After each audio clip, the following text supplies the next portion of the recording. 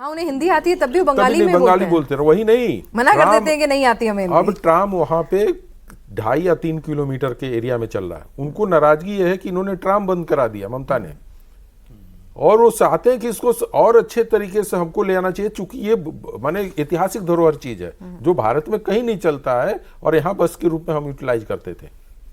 तो उन चीजों को सजाने की, आप बंगाल के जहां भी जाएंगे एरिया में जाए, आप देखेंगे कि वहां पे सिर्फ बुजुर्ग लग रह गए हैं, उनके बच्चे बाहर चले गए।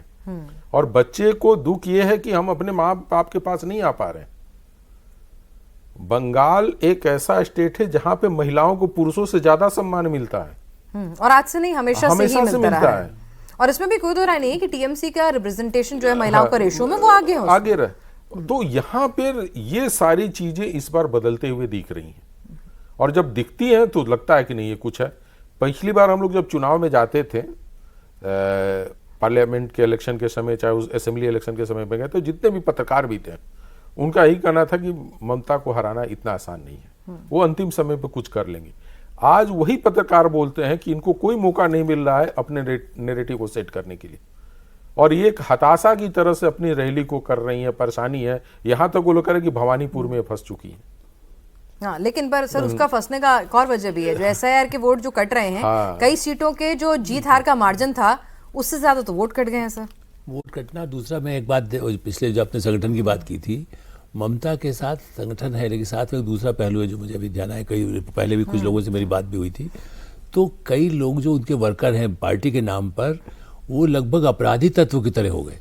मतलब जैसे क्रिप्स, आपने कट मनी वाला मामला नहीं, जो लोग पूरा पैसा लाखों रुपए खा गए, जो बुजुर्ग हैं, क्रिप्स जो सोसाइटी बनती है ना, जैसे आप कंपनी की, मैंने स्टील अथॉरिटी की, मैं नाम बता सकता हूँ आपको, इसलिए अथॉरिटी ऑफ इंडिया के लिए जो एम्प्लॉइज का एक सोसाइटी जो होती है, इसमें पैसा जमा करते हैं, आपको मिल जाएगा, वो पूरा पैसा खा गया। और तभी उस पार्टी का चूंकि वो है, तो 15 जो लोग रिटायर हो गए, 25-25 लाख 20-20 लाख रुपए उनको नहीं मिला है। तो इस तरह के जो तत्व हैं, मैं इसलिए नाम भी ले दिया ताकि कोई टीवी पर दिया है, वो शायद हो सकता है कोर्ट में केस गया है अब। लेकिन आप बताइए कि मैं खुद सोच के मुझे लगता है कि हम यदि किसी का, मेरा रिटायरमेंट के समय का 20 लाख रुपए चला जाए बंगाल में आदमी का, जो पब्लिक सेक्टर में काम करता था, जिस पब्लिक सेक्टर की बात लेफ्ट पार्टी भी करती है, उनमें इस तरह के पहले गुंडे होते ही थे यूनियन के नाम पर। आज भी ऐसे गुंडे कई संस्थाओं में, और ये तो सेंट्रल गवर्नमेंट का था, मैं उसके तहत होती है जहाँ पर इस तरह के लोग काम करते हैं। मुझे पता चला कि ऐसे लोगों ने हर जगह अपने पैसे वसूली वाला जो काम किया है, उससे भी लोग परेशान हैं। इवन वो जनरेशन जो आप बदल लोग में कह रहे हैं, वो बदल लोग जो मिडिल क्लास है मान लीजिए, उन सब लोगों में, उनके परिवारों में मैसेज पहुंचा है कि भाई ये लोग तो इस तरह से हमारा पैसा भी खा जाते हैं, या पैसा मांगते हैं, और उसके बाद यदि पैसा जमाया बैंकों का, जैसे कोऑपरेटिव के नहीं बैंकों के चलते थे, ऐसे पैसे खाने वाले ममता बनर्जी की पार्टी के लोग हैं। और उसको कोई बिगाड़ नहीं पाया। मैंने उनको एमपीज को भी कहिए कि साहब यहाँ से कह दें, तो पुलिस उनके साथ में, पुलिस के भी एक बड़ा वर्ग उनके साथ था।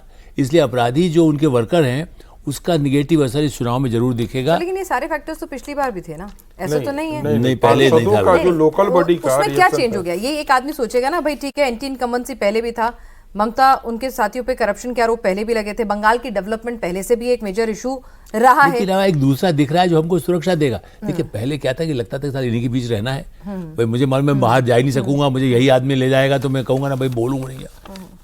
लेकिन जब मुझे मालूम है कि नहीं, दूसरा आदमी अवेलेबल है, मुझे वो बचाएगा, या मेरे को उसके साथ अच्छा होगा, तो एक रास्ता, पहले उतना कॉन्फिडेंस नहीं आया था, मेरा ऐसा मानना है। ठीक है, धीरे धीरे करके वो कॉन्फिडेंस आया, शायद मनोज जी और बताएंगे। देवेंद्र जी, बीजेपी ने वो कॉन्फिडेंस अचीव कर लिया और अपनी गलतियों से भी सीखा। जो पिछली बार जिस तरह के नैरेटिव के साथ चल रही थी, कैलाश विजयवर्गीय को लाके दिखा दिया था, तो बीजेपी ने मौका दिया था भारी वर्सेस बंगाली करने का। बीजेपी ने जो गलतियों से सीखा, प्लस कॉन्फिडेंस अचीव किया, प्लस स्ट्रैटेजी बदली। बिल्कुल, और उसमें भारी वर्सेस बंगाली के साथ साथ पिछले विधानसभा चुनाव को बीजेपी ने पूरी तरह से ममता सेंट्रिक बना दिया था।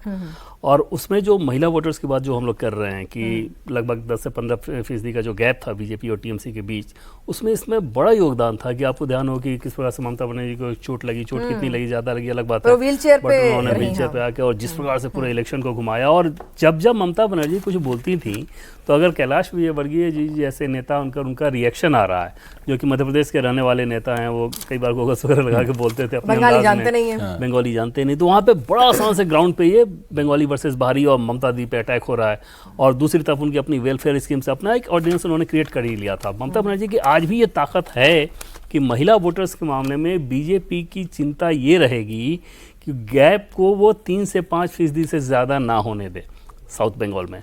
अगर मतलब गैप तो रहेगा ये माना जा सकता है, खास क्योंकि ग्रामीण इलाकों में ममता बनर्जी ने बहुत लंबा अपने गहरी पैठ बनाई है, और यूजुअली जैसा कि पहले मैंने कहा कि महिलाएं एक हैबिचुअल वोटर होती हैं, बहुत जल्दी जल्दी उनका मूड स्विंग नहीं होता है, पर्सनल बिहेवियर में जो होता है पॉलिटिकल बिहेवियर में नहीं होता। वही मैं कहने लगी थी, इस पे सप्लीमेंट्री आएगा भी लाइन। हाँ, और वो आमतौर पे किसी भी राज्य में उठाकर आप देखें तो जैसे नीतीश कुमार के लिए अगर वो वोट कर रही है तो कर रही है, लगातार कर रही है, मध्य प्रदेश में शिवराज सिंह चौहान के लिए कर रही थी तो कर रही थी लगातार।